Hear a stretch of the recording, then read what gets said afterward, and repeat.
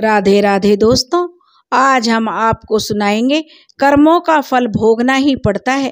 कर्मों के फल से कोई नहीं बच सका है। एक राजा और उसकी 7 पुत्रियों की कहानी। अगर आप हमारे चैनल पर नए हैं तो प्लीज हमारे चैनल को सब्सक्राइब करें, वीडियो को लाइक करें और शेयर करें।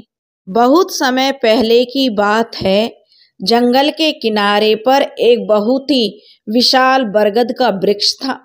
उस वृक्ष के नीचे एक बिल था, जिस बिल में एक नाग नागिन का जोड़ा रहा करता था। सर्दियों की रात थी, ठंड भी बहुत ज्यादा पड़ रही थी। तब नागिन अपने पति नागराज से कहती है कि देखो जी, आज जंगल में बहुत ज्यादा ठंड पड़ रही है, रात काटना बड़ा मुश्किल हो रहा है। क्यों ना आप मुझे कोई ऐसा किस्सा सुनाओ जिसे सुनकर मुझे भी ज्ञान मिले और मेरे जीवन में भी कुछ सीखने को मुझे मिले। तब नागराज कहते हैं, सच कह रही हो प्रिय, आज सचमुच बहुत ज्यादा ठंड पड़ रही है, मुझसे भी रात काटना मुश्किल हो रहा है। तुमने सही सोचा है। आज मैं तुम्हें कहानी सुनाऊंगा जिसके सहारे हम दोनों का समय कट जाएगा। तब नागराज नागिन को एक कहानी सुनानी शुरू करते हैं। कहते हैं, नागिन जरा ध्यान से सुनना। तब नागिन कहती है, हाँ जी पिया जी, आप कहानी सुनाओ, मैं बड़े ध्यान से सुन रही हूँ। नाग कहानी सुनाना आरंभ करता है और कहता है, नागिन थोड़ा ध्यान लगाकर सुनना। बहुत समय पहले की बात है। एक राजा था जिसकी 7 पुत्रियां थीं। सभी 7 राजकुमारियां बहुत सुंदर थीं, लेकिन जो सबसे छोटी राजकुमारी थी वह बहुत ही सुंदर और समझदार थी। उस छोटी राजकुमारी का नाम नीलम था, जो अपनी सभी बहनों में सबसे ज्यादा समझदार थी। राजा की पहली पत्नी की मृत्यु हो गई थी। माता की मृत्यु के समय 7 पुत्रियां बहुत छोटी थीं। उसके बाद इन 7 राजकुमारियों के पालन पोषण की जिम्मेदारी राजा पर आ गई थी। राजा अपनी बेटियों से बहुत प्यार करता था। राजा उन सभी राजकुमारियों की बहुत अच्छे से देखभाल करता था। उन्हें माता और पिता दोनों का प्यार देता था। राजा चाहता था राजकुमारियों को ऐसा ना लगे कि उनकी माँ नहीं है। वह उनके लिए तरह तरह के भोजन बनवाता और अच्छे अच्छे कपड़ों का भी प्रबंध करता था।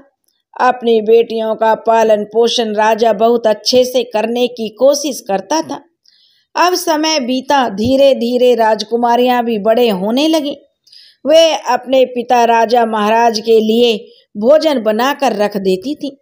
जब भी राजा अपने मंत्रियों के साथ किसी राज्य के कार्य के लिए अपनी राजधानी से बाहर जाता, तब राजकुमारियां उनके लिए खाना बनाकर रास्ते के लिए उनके साथ भेज दिया करती थी। धीरे धीरे समय बीत रहा था। राज्य में राजा का एक प्रधान सेवक था जिसकी मृत्यु हो गई थी।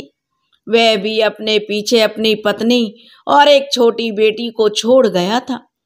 अब वे दोनों प्रधान सेवक के बिना इस संसार में अकेली रह गई थी। राजा की 7 लड़कियां अपने पिता के लिए भोजन तैयार करती थीं। जब वह राजकुमारियां भोजन तैयार कर रही होती थीं, उसी समय उस प्रधान सेवक की पत्नी, जो कि विधवा थी, उनके पास आती और राजा की बेटियों से थोड़ी सी आग मांगती थी। राजा की छोटी बेटी नीलम को वह औरत बिल्कुल भी पसंद नहीं थी। वह उसका अपमान कर देती थी और कहती थी कि अपने घर जाकर स्वयं आग जलाओ, तुम रोज रोज हमसे आग मांगने क्यों आ जाती हो। लेकिन उस औरत पर नीलम की बातों का कोई असर नहीं होता था। वह विधवा स्त्री प्रतिदिन उनसे आग मांगने के लिए आने लगी। उसे छोटी राजकुमारी कितना भी बेइज्जत और मना करती, लेकिन उस पर कोई असर नहीं होता था। राजकुमारी नीलम की जो 6 बड़ी बहनें थीं, वह अपनी छोटी बहन को बहुत समझाती कि नीलम शांत रहा करो, वह बेचारी विधवा है और यदि तुम उसको थोड़ी सी लकड़ी की आग दे दोगी तो यह उसमें आग जला लेगी तो क्या हो जाएगा। जब देखो तुम उस औरत से लड़ती झगड़ती रहती हो। इसके साथ ही तुम उसको जो इतना भला बुरा भी सुनाती हो, इसमें उस बेचारी का क्या कसूर है? वह हमारे यहाँ आकर केवल जो हमारे चूल्हे की थोड़ी सी आग ही तो लेने आती है। अपनी बड़ी बहनों की बात सुनकर नीलम कहती कि कोई बात नहीं, आज तुम्हें मेरी बात समझ नहीं आती, लेकिन देख लेना, एक ना एक दिन यह औरत हमारे लिए बहुत बड़ी मुसीबत पैदा कर देगी। यह सिलसिला इसी तरह चलता रहा। वह औरत रोज उनके घर पर आग मांगने आ जाती थी और जैसे तैसे सबसे नजरें बचाकर राजा के खाने में राख मिला देती। क्योंकि वह विधवा औरत बड़ी ही अजीब स्वभाव की थी, वह जल्दी से जल्दी राख लाकर राजा का बना हुआ भोजन खराब कर देती थी। धीरे धीरे राजा को भी अपने खाने में कुछ खराबी महसूस होने लगी थी। राजा जानता था उसके लिए खाना उसकी बेटियां बनाती हैं। राजा अपनी पुत्रियों से बहुत अधिक प्रेम करता था, इसलिए वह समझ नहीं पा रहा था उसकी पुत्रियां उसके खाने को क्यों बिगाड़ देती हैं। उसे इस बात का विश्वास नहीं हुआ, आखिर खाना इतना खराब क्यों लगता है।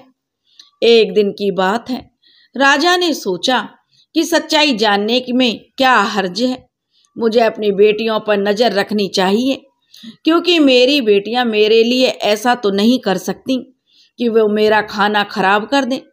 ऐसा सोच विचार करके राजा अपने कक्ष में चला गया। अब राजा जब देखने लगा उसकी पुत्रियां खाना बना रही थी, तो उन्हें खाना बनाते हुए छिपकर राजा देखने लगा कि मेरी बेटियां किस मकसद के लिए मेरे खाने को खराब करती हैं। ऐसा खराब खाना खिलाकर वह मुझे क्यों मारना चाहती हैं। अपने मन में ऐसा विचार करते हुए राजा अपनी पुत्रियों को छुपकर देखने लगा, क्योंकि वह अपनी पुत्रियों से बहुत प्यार करता था। उसने अपनी पुत्रियों को खाना बनाते हुए दीवार के गुप्त झरोके से देखा। वह जानना चाह रहा था कि मेरी बेटियां खाना खराब क्यों करती हैं। उसके साथों बेटियां सावधानी से चावलों को धो रही थीं और बड़ी स्वच्छता से भोजन को तैयार कर रही थीं। जैसे ही सभी प्रकार के भोजन बनकर तैयार हो गए, तो राजा ने देखा उसकी बेटियों ने बड़ी सावधानी और स्वच्छता के साथ भोजन को चूल्हे से दूर हटाकर रख दिया। इसके बाद राजा ने जो देखा उसे देखकर वह बड़ा ही आश्चर्यचकित हुआ। राजा ने देखा कि प्रधान की विधवा औरत आग लेने के लिए उनके घर पर आई और उसने अपने घर पर भोजन को पकाने के लिए आग मांगी। तभी छोटी बेटी नीलम उस पर क्रोधित हो गई और उसे खरी खोटी सुनाने लगी। नीलम उससे कहने लगी, जब देखो मुंह उठाए आग मांगने चली आती हो। फिर नीलम की दूसरी बहनों ने नीलम को समझाया, कोई बात नहीं नीलम, आग ही तो मांग रही है, तुम गुस्सा मत करो। जब वह आग लेकर जाने लगी तो उसने राजकुमारियों की नजर से बचकर सारे खाने में राख मिला दी। इस प्रकार उसने सबसे नजरें बचाकर राजा का सारा खाना खराब कर दिया। अब राजा ने देखा उसकी बेटियों ने तो बहुत साफ सफाई और बड़े सुंदर तरीके से खाना बनाया था, लेकिन प्रधान की पत्नी ने लकड़ी की आग लेने के बहाने खाने के सामान में राख मिला दी। तो राजा बहुत क्रोधित हुआ। वह अपने राजमहल में दरबार लगाकर बैठ गया।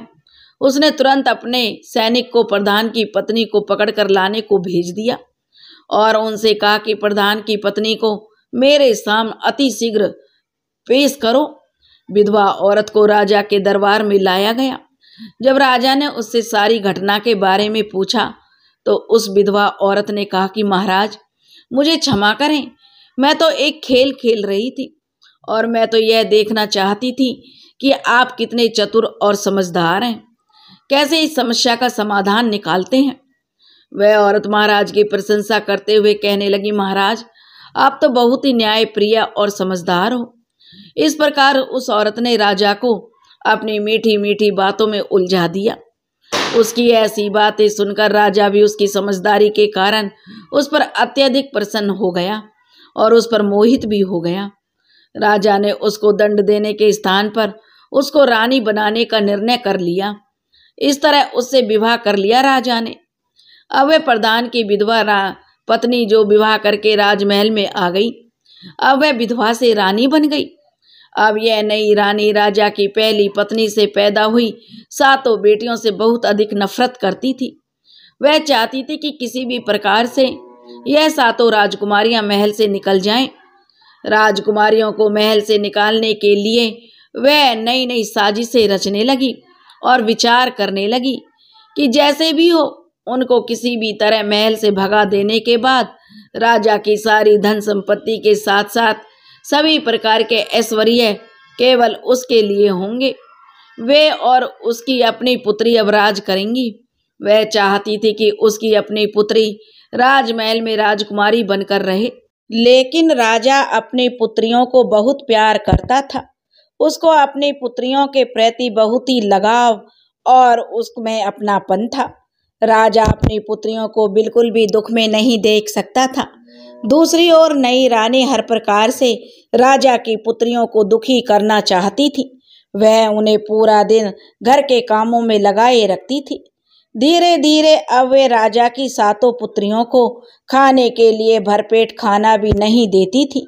वह उनको खाने के लिए बहुत ही कम खाना देती थी और धीरे धीरे वह उनकी दूसरी जरूरतों और सुख सुविधाओं को कम करती जा रही थी। इस तरह 7 बहनों पर हर प्रकार से दुखों का पहाड़ टूट पड़ा। इसके विपरीत जो प्रधान की पत्नी थी, जो अब रानी बन गई थी और उसकी पुत्री को हर प्रकार की सुख सुविधा दी जाने लगी थी, वह राजकुमारियों की तरह महल में रहने लगी थी।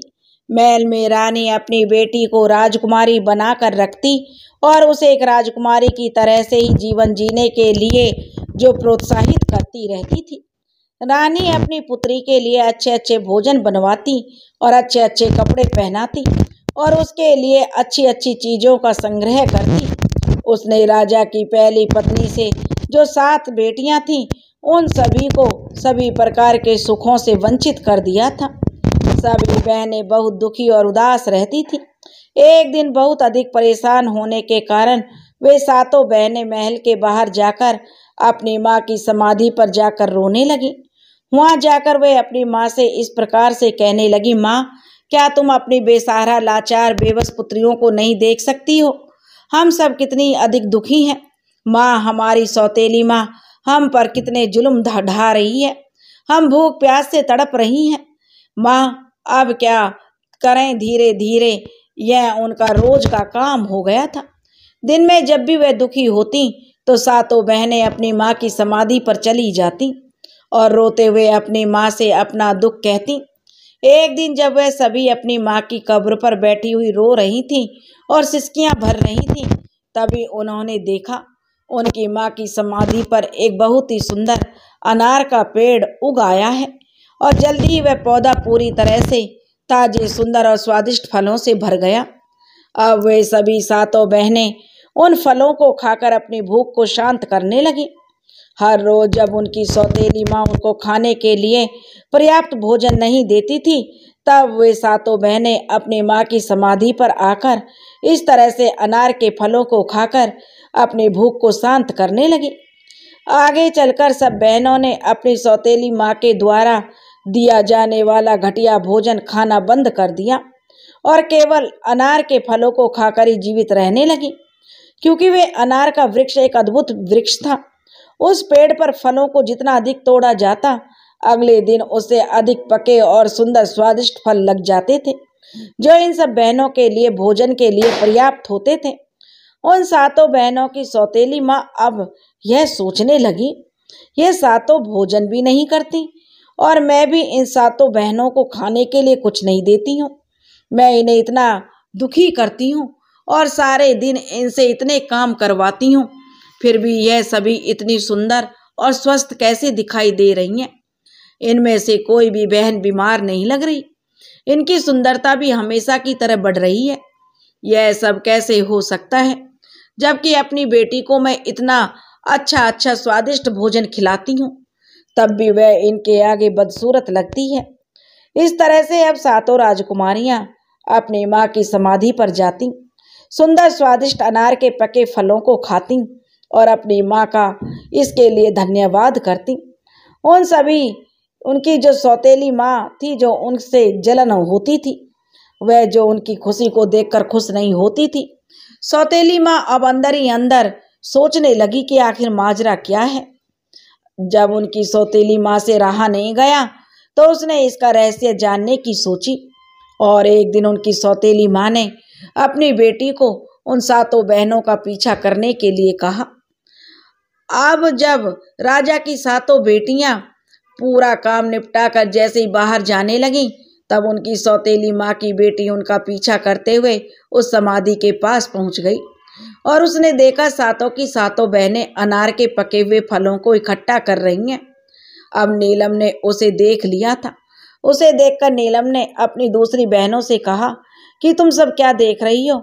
यह लड़की हम सब का पीछा कर रही है, हम सबको देख रही है। चलो हम मिलकर इसको यहाँ से भगा देते हैं, इन अनार के फलों को छुपा देते हैं, नहीं तो यह यहाँ से जाकर सारी बातें अपनी माँ को बता देगी और यह हमारे लिए बहुत बड़ी परेशानी पैदा कर सकती है। लेकिन नीलम की दूसरी बहनों ने कहा, अरे नहीं नहीं नीलम, तुम इतनी अधिक परेशान मत हो, यह लड़की तो निर्दोष है, इसकी माँ हमें कष्ट देती है तो इसमें इस बेचारी का क्या कसूर है। ऐसा कहकर वे उसे अपने पास बुला लेती हैं और उसको भी खाने के लिए कुछ अनार दे देती हैं। अब वह लड़की अपने घर आकर अपनी माँ से कहती है कि माँ, यह सभी बहनें कोई भूखी भूखी नहीं रहती, इनकी माँ की समाधि पर एक अनार का पेड़ है, यह सभी उस पेड़ से अनार के फल तोड़कर खाती हैं और उस पौधे के अनार बहुत ही स्वादिष्ट और अद्भुत हैं। ऐसा मीठा फल अपने जीवन में मैंने आज तक नहीं खाया। बेटी के मुंह से ऐसी बातें सुनकर रानी गुस्से में आ गई और वह सोचने लगी, अब मैं इन्हें वहां से फल खाने से कैसे रोकूं। अगले दिन उसने अपना पूरा समय अपने कक्ष में बिताया। राजा ने अपने कक्ष में आकर रानी से पूछा कि रानी, तुम्हारे दुख और उदासी का क्या कारण है? रानी ने राजा से कहा, देखो जी, मेरे सिर में बहुत दर्द है, ऐसा लगता है जैसे यह दर्द मेरी जान ले लेगा। अगर कोई मेरे इस दर्द से मुझे मुक्त कर सकता है तो वह अनार का सुंदर पेड़ है जो तुम्हारी पहली पत्नी की समाधि पर है। वह अनार का पेड़ ही मेरा यह दर्द दूर कर सकता है। राजा के पूछने पर उसने कहा, उस पेड़ को उखाड़कर उसकी जड़, उसके तने और साथ में उसके पत्तों को पानी में उबालकर जो जल तैयार होगा, उस उबले हुए जल से मेरे सिर की मालिश करने पर और मेरे द्वारा उसका सेवन करने पर मेरे सिर का दर्द ठीक हो जाएगा। रानी की बात मानकर राजा ने उसी समय अपने सेवकों को अपनी पहली पत्नी की समाधि पर भेजा और कहा कि समाधि पर जो अनार का पेड़ है उसको तना और पत्तों समेत लेकर मेरे पास यहाँ आओ। सेवकों ने तुरंत राजा की आज्ञा का पालन किया और उस सुंदर अनार के पौधे को जड़ सहित उखाड़ कर ले आए। जैसे ही रानी ने बताया था ठीक उसी प्रकार राजा ने सेवकों के द्वारा उस पौधे को जल में उबलवा कर रानी के लिए उसे औषधि के रूप में तैयार करवा दिया। उससे रानी के सिर की मालिश की गई, उसका सेवन करवाया गया। सेवन करने के बाद उस दुष्ट रानी ने राजा से कहा कि अब मैं बिल्कुल ठीक हो गई हूँ और बहुत अच्छा महसूस कर रही हूँ। आपने मेरे लिए इतना सब कुछ किया, इसके लिए आपका बहुत बहुत धन्यवाद। तब राजा ने कहा कि नहीं रानी, यह तो मेरा हक है। जब अगले दिन 7 बहनें अपनी माँ की समाधि पर गईं तो उन्होंने देखा वहां पर समाधि पर तो अनार का जो सुंदर पौधा था वो गायब हो गया। यह देखकर वे 7 बहनें परेशान हो गईं। उन्हें बहुत दुखी हो गई और रोना शुरू कर दिया। वह सोचने लगे कि अब माँ की समाधि पर अनार का पेड़ भी नहीं है तो वे कहाँ जाएंगी और क्या खाएंगी। अनार का पेड़ ना होने के कारण अब वे सभी फिर से भूखी मरने लगेंगी। दुखी होकर वे अपनी माँ से प्रार्थना करने लगी।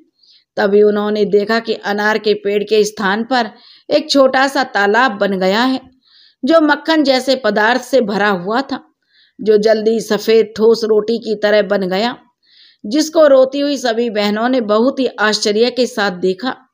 यह देखकर सभी बहनें बहुत खुश हुईं और उसमें से कुछ रोटी को लेकर खाने लगी, जो खाने में बहुत ही अधिक स्वादिष्ट थी और उन्हें बहुत पसंद भी आई। अगले दिन भी वही हुआ और इसके बाद अब रोजाना यही होने लगा। हर रोज 7 राजकुमारियां अपनी माँ की समाधि पर आ जाती और देखती कि एक छोटे से तालाब में पहले मक्खन बनता है, फिर वह मक्खन रोटी के रूप ले लेता है और उस रोटी को खाकर वह सब अपनी भूख को शांत कर लेती। अनार का पेड़ उखड़ जाने के बाद भी सातों राजकुमारियों की पहली जैसी हालत देखकर अब उनकी सौतेली माँ और परेशान हो गई। उस दुष्ट रानी ने अपनी पुत्री को बुलाकर कहा, मुझे पता नहीं यह क्या हो रहा है। मैंने तो उस अनार के पौधे को भी नष्ट करा दिया है जो रानी की समाधि पर उगा था, फिर भी वे सब बहनें बिल्कुल भी दुखी नहीं लगती। न ही वह उदास हैं और न ही वह दुबली पतली हुई हैं। फिर वह अपना भोजन कहाँ से खाती हैं, क्योंकि महल में जो भोजन मैं उन्हें देती हूँ उसे तो वे खाती ही नहीं है। इसलिए तुम फिर से उनका पीछा करके पता लगाओ बेटी, रानी ने अपनी पुत्री से कहा।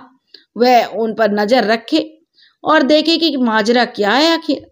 पहले की तरह अगले दिन भी सातों बहनें अपनी माँ की समाधि पर चली गईं और जब वे वहां जाकर मक्खन से बनी रोटी को खा रही थीं, तभी सबसे पहले नीलम ने सौतेली माँ की बेटी को देखा जो छुपकर उन पर नजर रख रही थी।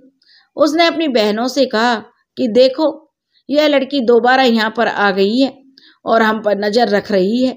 चलो हम इस तालाब को ढक लेते हैं जिससे वह इस तालाब को नहीं देख सके। अगर हमने अपनी रोटी का छोटा सा टुकड़ा भी इसको दिया तो यह जाकर अवश्य अपनी उस दुष्ट माँ को बता देगी और यह हमारे लिए दुर्भाग्य की बात होगी, क्योंकि वह दुष्ट रानी फिर से कोई ना कोई षड्यंत्र रचेगी। नीलम की बहनों ने समझा कि नीलम बिना किसी बात के उस बेचारी पर शक कर रही है, इसलिए उन सब ने उसके सुझाव पर बिल्कुल भी ध्यान नहीं दिया और उसके विपरीत उन्होंने जो सौतेली माँ की पुत्री को भी स्वादिष्ट रोटी खाने के लिए दे दी, क्योंकि राजा की 6 बेटियां बिल्कुल ही भोली भाली थी। इसलिए जब नीलम उनको कुछ कहती थी तो उनके कुछ भी समझ में नहीं आता था। वह सोचती थी यह छोटी है इसलिए इसे कुछ ज्यादा ही शक हो रहा है।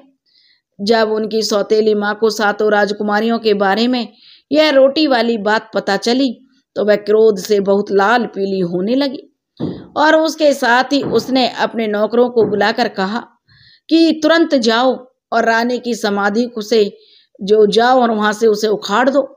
जहां रानी की समाधि बनी है अब उस समाधि को ही उखाड़ दो और उसके पास में जो छोटा सा तालाब है उस तालाब को कूड़ा करकट से भर दो, उसे बिल्कुल नष्ट कर दो।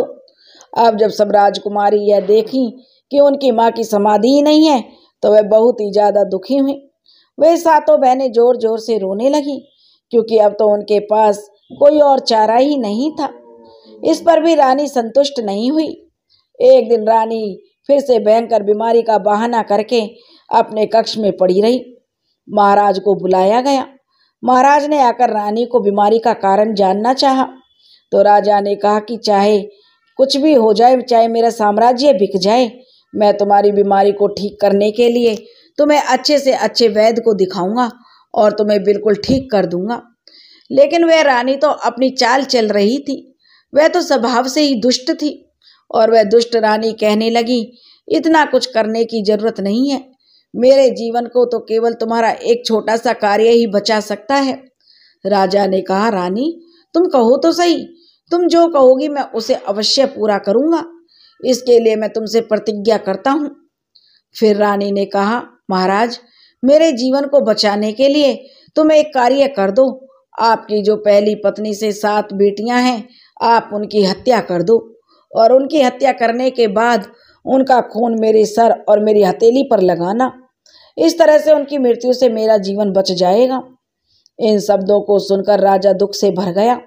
उसके पैरों के नीचे से जमीन ही गायब हो गई।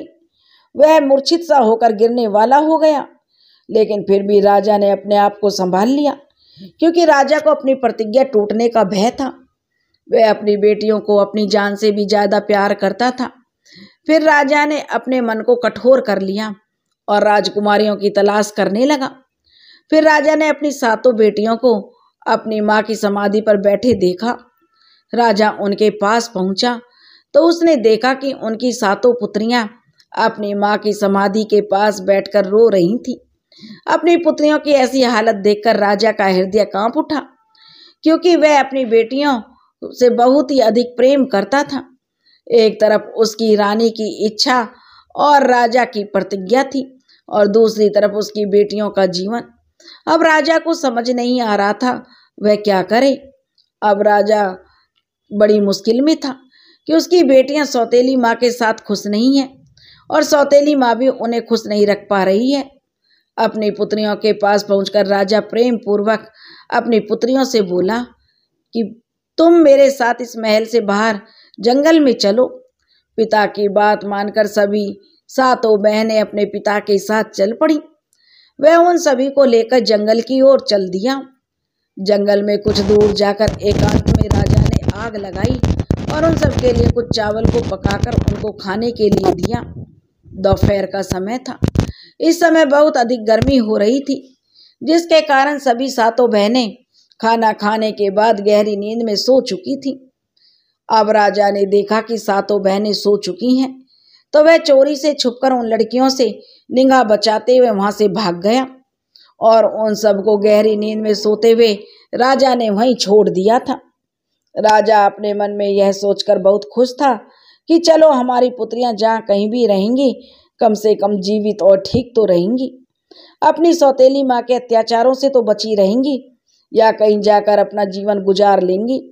साथ ही उसने भगवान से प्रार्थना की कि वे इस एकांत जंगल में उसकी पुत्रियों को भूखे प्यासे किसी जानवर के भोजन के रूप में मृत्यु को प्राप्त हो जाने से बचाए। राजा इस प्रकार सोचते हुए बार बार भगवान से प्रार्थना करते हुए वहां से चला गया। राजा ने वापस आते समय जंगल में एक हिरण को मारा और उसके खून को लेकर महल में वापस आ गया। अब राजा ने रानी के सिर और हथेली पर उस हिरण के खून को लगा दिया। उस दुष्ट रानी ने सोचा राजा ने सच में सातों राजकुमारियों को मार दिया है। उसने राजा से कहा, अब मैं बिल्कुल ठीक हूँ महाराज, बहुत ठीक महसूस कर रही हूँ। उधर जंगल के में जो राजा के चले जाने के बाद सातों बहनों की नींद खुल गई। उन्होंने अपने आप को उस घने जंगल में अकेला पाया। जब उन्होंने अपने चारों तरफ भयंकर जंगली जानवरों की आवाजें सुनी तो उन आवाजों को सुनकर वे डर कर कांपने लगी। उनका पूरा शरीर भय से कांपने लगा, जिसके कारण वो सब रोने और चिल्लाने लगी। अपने आप को वहां अकेला पाकर वह अपनी पूरी शक्ति लगाकर अपने पिताजी को पुकारने लगी। उन्हें आशा थी कि उनकी आवाज को सुनकर उनके पिताजी जरूर आएंगे, लेकिन यह उन सबको ऐसा करते हुए बहुत समय गुजर गया, लेकिन राजा नहीं आए। उन सब को अपनी आवाज के सिवाय ऐसा सुनाई दे रहा था कि वहां पर इनके अतिरिक्त वहां कुछ भी नहीं था। ठीक उसी दिन उस जंगल में एक दूसरे पड़ोसी राज्य के 7 राजकुमार वहां शिकार खेलने के उद्देश्य से आए। जब वे सब अपने राज्य के लिए प्रस्थान कर रहे थे, तब उन राजकुमारों में से सबसे छोटे राजकुमार ने अपने भाइयों को रोकते हुए कहा कि भाई, जंगल में जरूर कोई फंसा हुआ है और हम सबको उनकी सहायता करने के लिए चलना चाहिए। शायद वो किसी को पुकार रहे हैं। अब सातों भाई जो वो आवाज को सुनने लगे और सब लोग यहीं ठहर जाओ। वह कहने लगा, मैं समझता हूँ कि कोई रो रहा है और किसी को बुला रहा है। क्या तुम सब इस आवाज को नहीं सुन रहे हो? छोटा भाई कहने लगा। उस दिशा में चलते हैं जहां से आवाज आ रही है और तलाश करते हैं यह कौन है। इस तरह से छोटे राजकुमार ने अपने 6 भाइयों को बताया तो सातों राजकुमारों ने जंगल में जो जाते हुए अपने रथों को उसी दिशा में दौड़ा दिया जिस दिशा से वह रोने की आवाज आ रही थी। कुछ ही समय में 7 राजकुमार जंगल में उस जगह पर पहुंच गए जहां वे सातों बहनें विलाप कर रही थी, रो रही थी। उन सबको इस तरह से विलाप करते हुए देखकर राजकुमारों को उन पर दया आ गई। सबसे बड़ा राजकुमार बहुत अधिक आश्चर्यचकित हुआ और उसने बड़ी ही व्याकुलता से उनसे पूछा, तुम सब यहाँ पर कैसे फंस गई हो और तुम कौन हो? तब उन सातों बहनों ने अपनी सारी कहानी उन सातों भाइयों को सुना दी। तब सातों भाइयों ने यह निश्चय किया कि भगवान की कृपा से यह सातों राजकुमारियां हमें मिली हैं। इनको हमें अपने साथ अपने राज्य में ले जाना चाहिए और इनके साथ विवाह करके इन्हें अपने साथ रखना चाहिए। इस तरह से सबसे बड़े राजकुमार ने सबसे बड़ी राजकुमारी से विवाह किया, दूसरे ने दूसरी राजकुमारी से।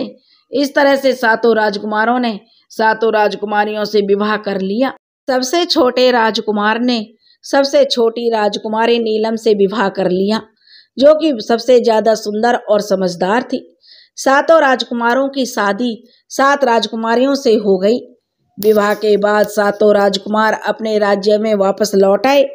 उनके वापस आने पर पूरे राज्य की प्रजा में खुशी की लहर दौड़ गई। करीब 1 साल बाद नीलम, जो सबसे छोटी राजकुमारी थी, उसको एक बेटा हुआ। बेटा होने पर परिवार के सब लोग खुश थे। उन्हें ऐसा लगता था कि लड़के का एक पिता नहीं बल्कि 7 पिता हैं और 7 माताएं हैं। वे सब उसे बहुत प्यार करते थे। सब मिलकर अपने बच्चे की तरह उस बच्चे का पालन पोषण करती थी। इस तरह से धीरे धीरे समय बीतने लगा। वे बहुत खुश थे। अब नन्हा राजकुमार 2 साल का हो गया था। एक दिन की बात है, सबसे छोटे राजकुमार ने अपने भाइयों से कहा कि शिकार खेलने का मन है, मैं शिकार पर जाना चाहता हूँ। उसने अपनी पत्नी नीलम से भी कहा कि मैं शिकार पर जाना चाहता हूँ।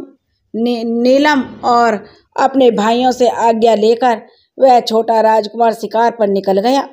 लेकिन कई दिन बीत जाने के बाद भी वह राजकुमार वापस नहीं आया। दिन बीतते गए लेकिन छोटा राजकुमार वापस नहीं आया।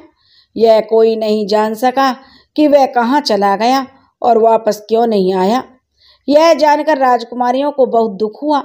जब उनके पति कहने लगे कि हम भी वहां जाएंगे और उसे ढूंढ कर लाएंगे, उसके भाइयों ने कहा कि वे अपने भाई के बारे में जाकर देखेंगे कि उसके साथ क्या हुआ है और वह कहाँ चला गया है। वे सभी 6 राजकुमार छोटे राजकुमार की तलाश में राजमहल से निकल गए, लेकिन वे 6 भाई भी वापस नहीं आए। यह जानकर सातों राजकुमारियों को बहुत ही ज्यादा दुख हुआ। जब उनके पति वापस नहीं आए तो उनके मन में विचार आने लगे कि उनके पतियों को किसी ने जंगल में मार दिया या उनके साथ कुछ गलत हुआ है। धीरे धीरे कुछ दिन बीत गए, लेकिन सातों भाइयों में से कोई भी वापस नहीं आया। एक दिन नीलम अपने पुत्र को सुला रही थी। सभी बहनें नीचे के कमरे में काम कर रही थीं।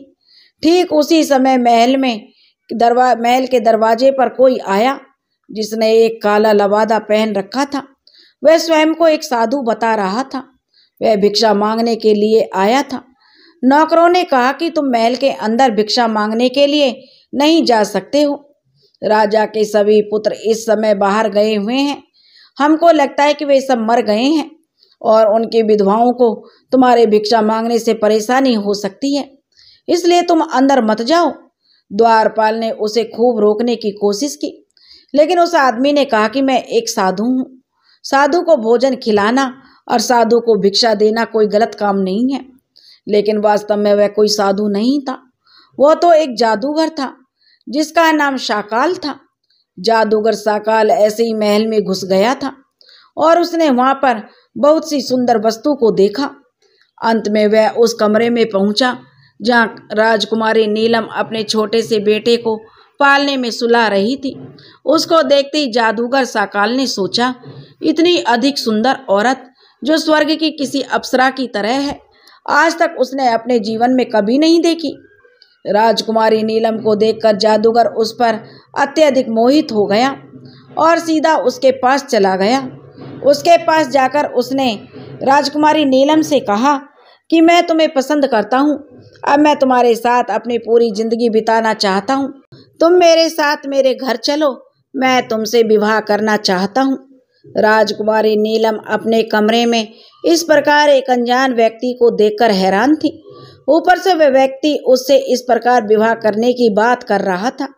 राजकुमारी नीलम ने कहा कि मैं शादीशुदा हूँ, मेरे पति हैं। मुझे डर है कि उनकी मृत्यु हो चुकी है, फिर भी मेरा यह छोटा सा बेटा है जिसके लिए मैं निश्चित रूप से यहीं रहूंगी और इसका पालन पोषण करूंगी। दुनिया में जीने के लिए मुझे पति के अलावा मुझे अपने बेटे के सहारे की जरूरत है जो मेरे पास है। मैं इसे छोड़कर कहीं नहीं जाऊंगी और नहीं मुझे कोई और चीज की जरूरत है।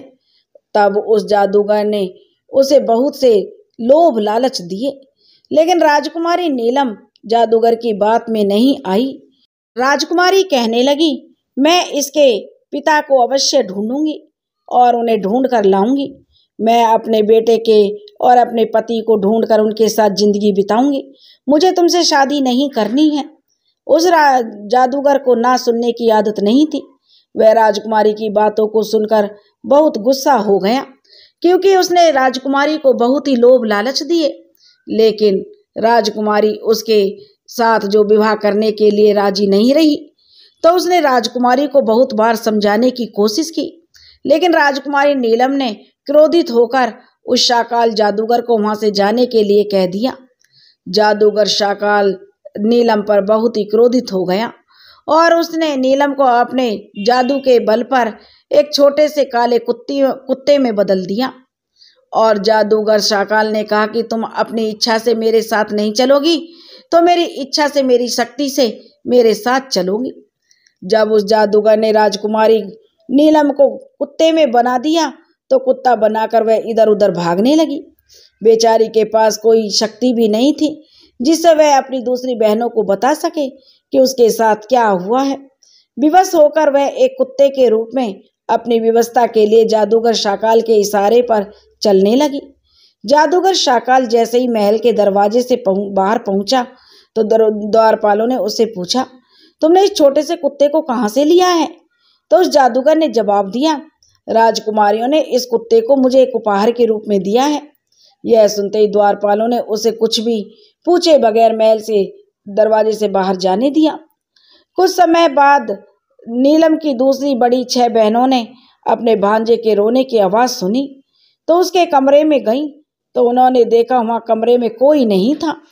उन्होंने चारों ओर देखा, लेकिन उन्हें नीलम कहीं दिखाई नहीं दे रही थी। फिर उन्होंने सेवकों से पूछा तो सबने उन्हें बताया कि कोई साधु आया था। उन्होंने उस साधु के काले कुत्ते के बारे में भी उनको बताया। राजकुमारियों ने अंदाजा लगा लिया कि जरूर नीलम के साथ कुछ बुरा हुआ है और वह कहीं चली गई है। उसके साथ जरूर कोई षड्यंत्र रचा गया है। अब धीरे धीरे समय गुजरता गया। नीलम के पुत्र को 6 मौसियों ने मिलजुल कर पाल लिया। अब नीलम का पुत्र 14 साल का हो गया था।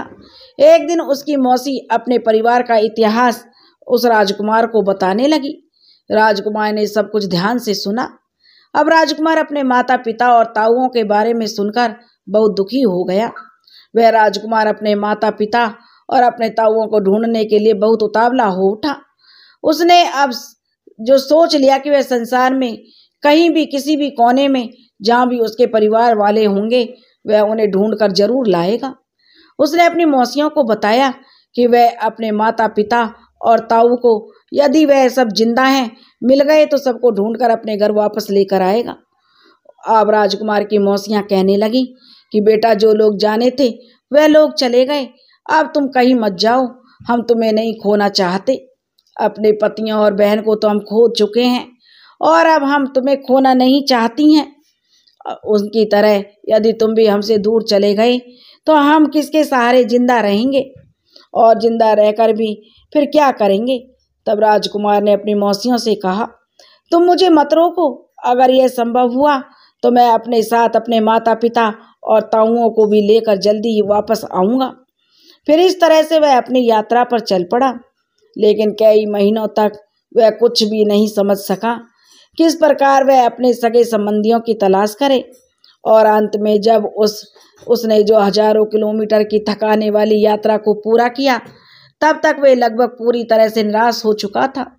उसको अपने माता पिता और ताऊओं के बारे में किसी भी प्रकार की कोई सूचना प्राप्त नहीं हुई थी। इसी बीच में एक ऐसे देश में वह पहुंच गया जो पूरी तरह से पत्थरों का देश था। वहां पर पत्थरों की कठोर इमारत थी, जिसके एक किनारे पर एक छोटा सा मकान बना था जिसमें एक माली रहता था।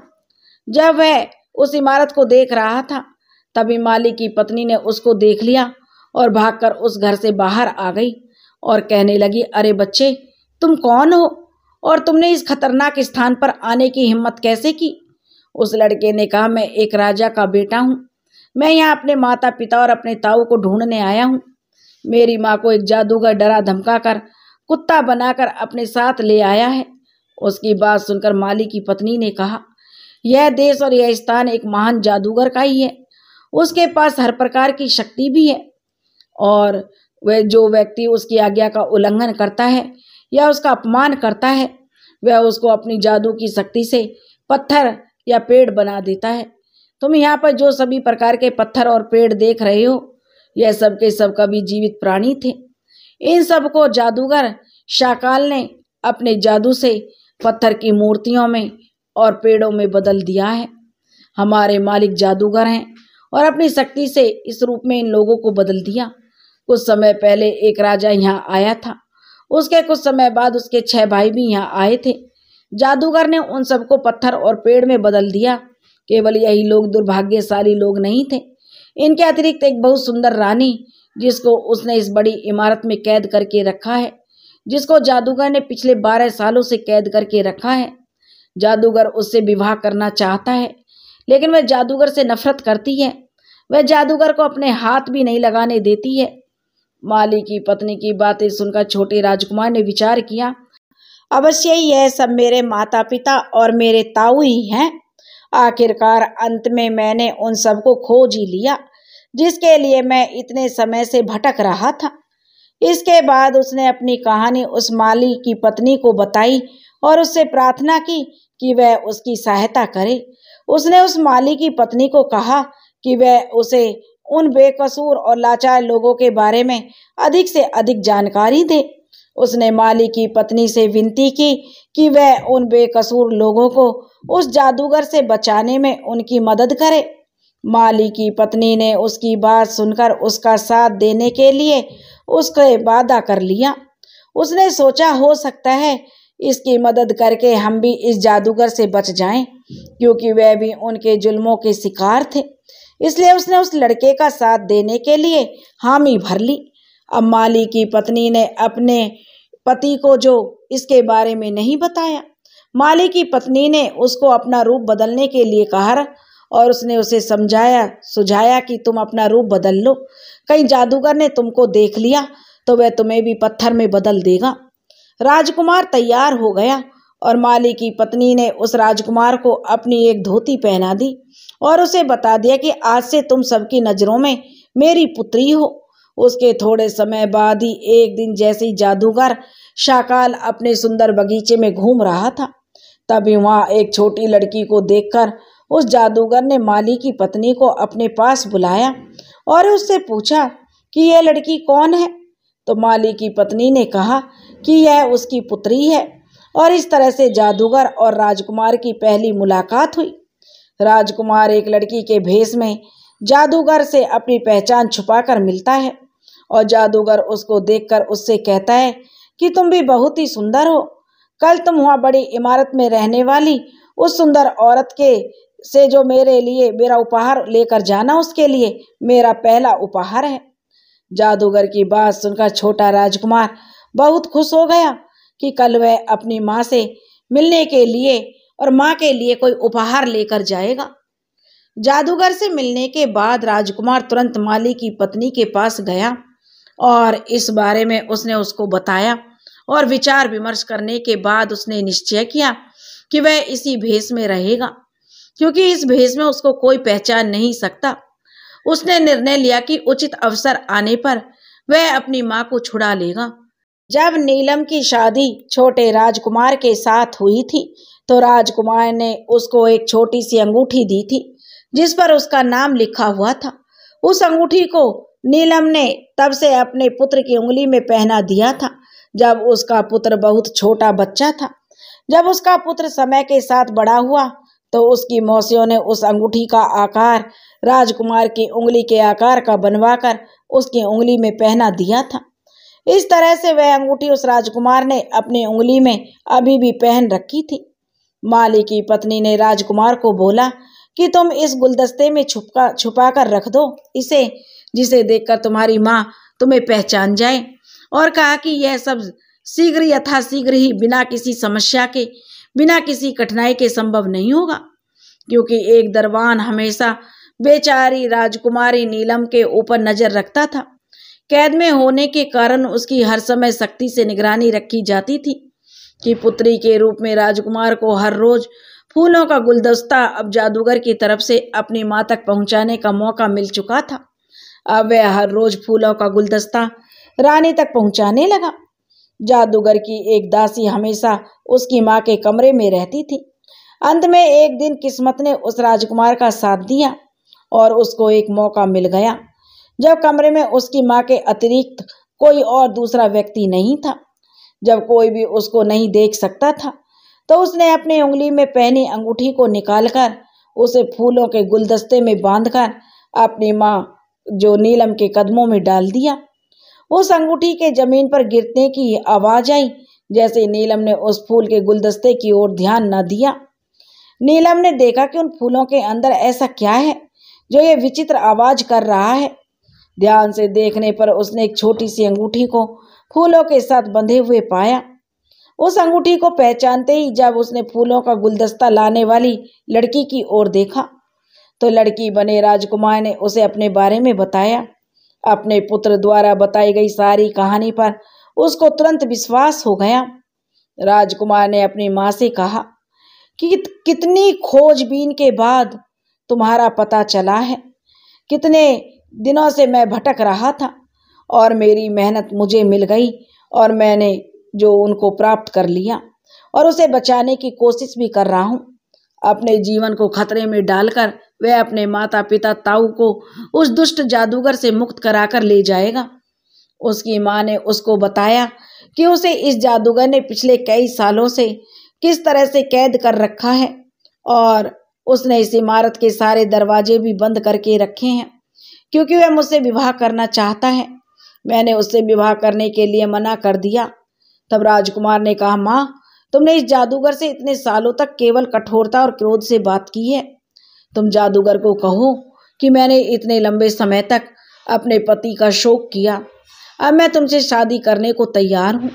उसके बाद दोनों माँ बेटा बैठकर अपनी योजना बनाने लगे और उसको अंजाम देने के बारे में सोचने लगे।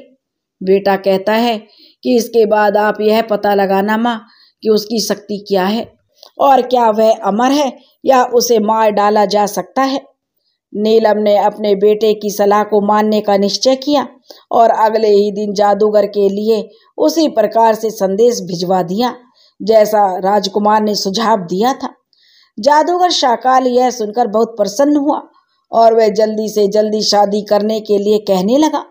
इसके बाद जादूगर शाकाल ने जो नीलम से महल में चलने के लिए विनती की, लेकिन नीलम ने कहा कि इससे पहले वह उससे शादी करे उसे उसको अधिक समय देना चाहिए ताकि वो आपस में और परिचित हो सकें।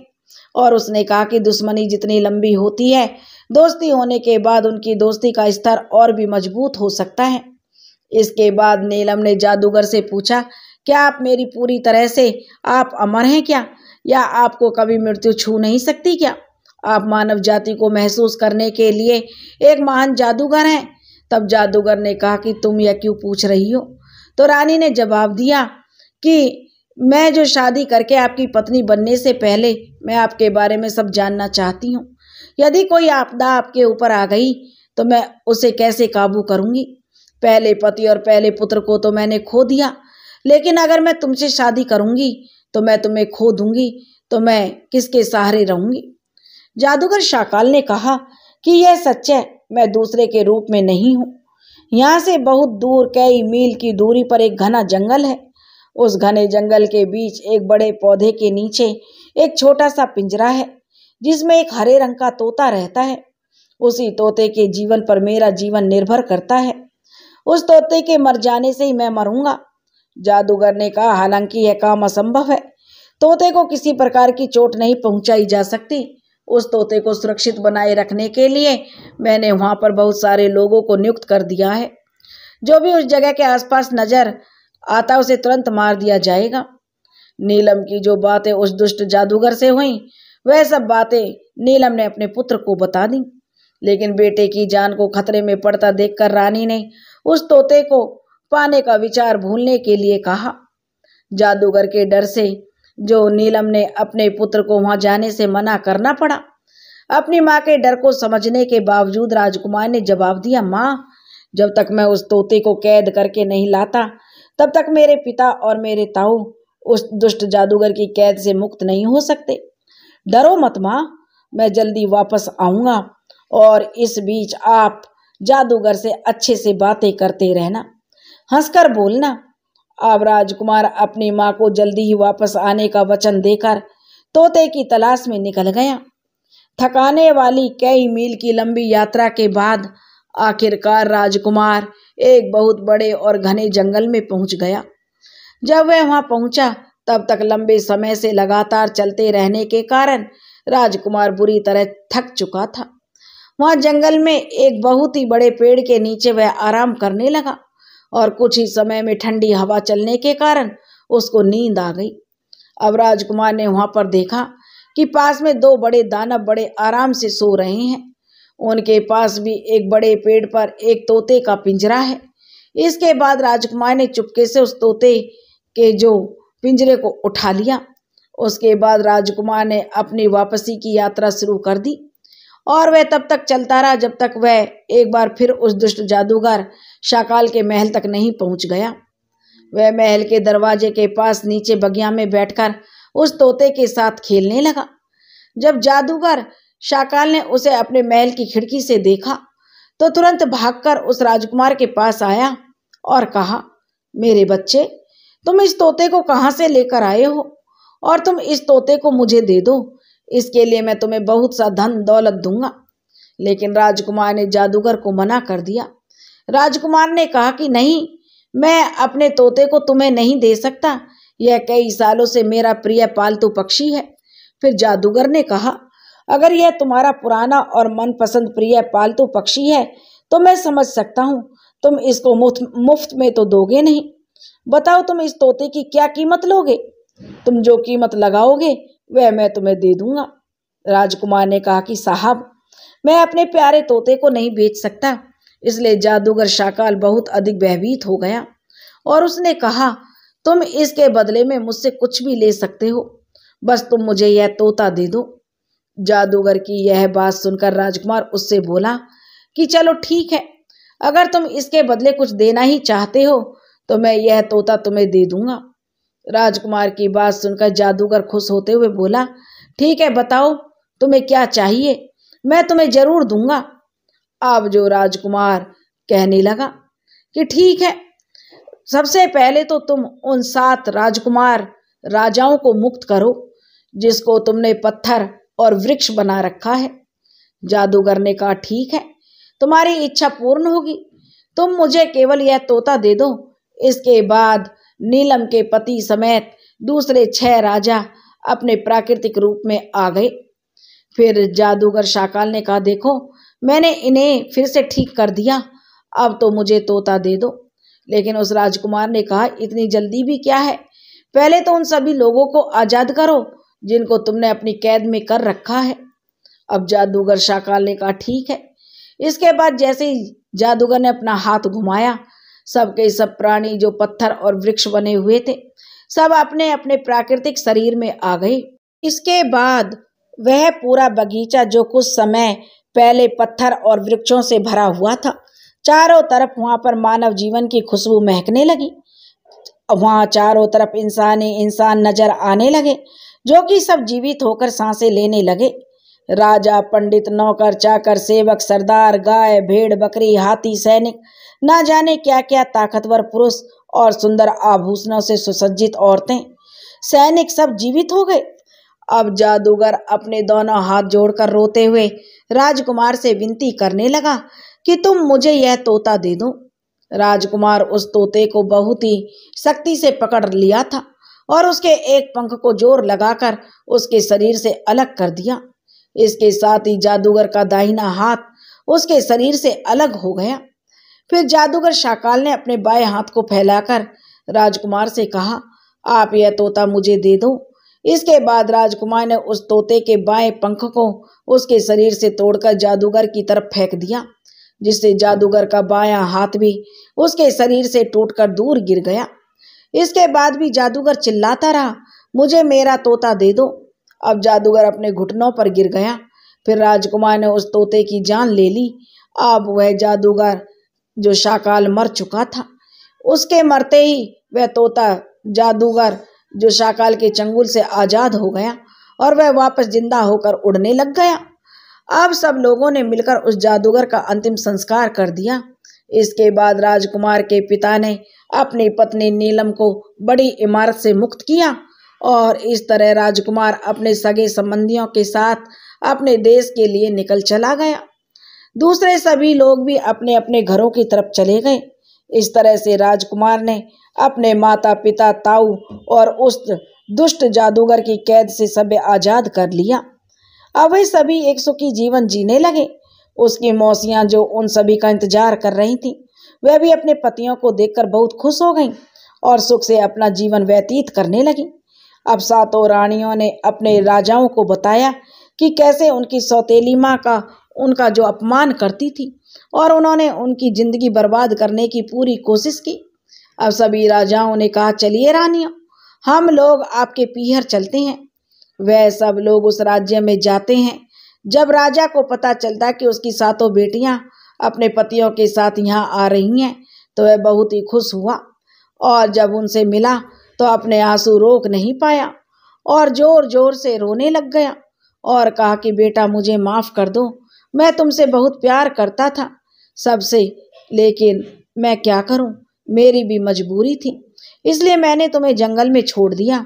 मुझे उसकी बातों में नहीं आना चाहिए था, लेकिन पता नहीं मैं उसकी बातों में कैसे आ गया।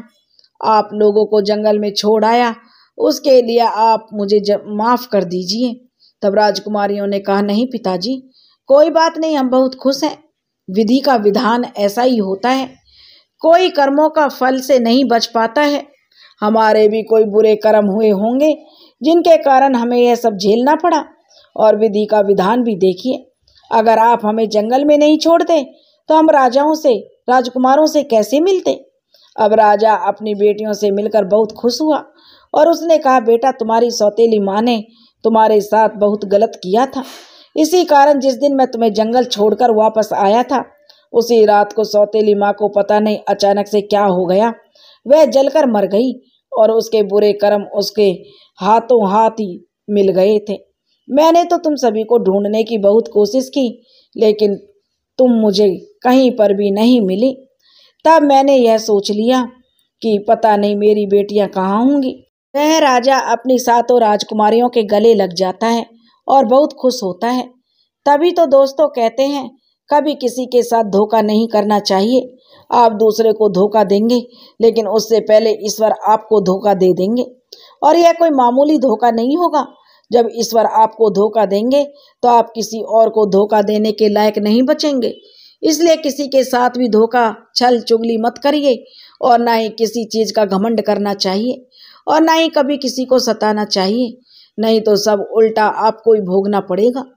अब नागिन से कहता है कि देखो नागिन, कोई भी अपने कर्मों के फल से नहीं बच सकता है और हमें हमेशा अपनी बुद्धि से काम करना चाहिए, कभी भी घबराना नहीं चाहिए और विपरीत परिस्थितियों में सभी का साथ देना चाहिए और कभी भी किसी को सताना नहीं चाहिए और ना सभी के साथ प्यार से और मिलजुल कर रहना चाहिए। तब नागिन कहती है, सचमुच पियाजी, आज आपने मुझे बहुत ही ज्ञानवर्धक कहानी सुनाई है।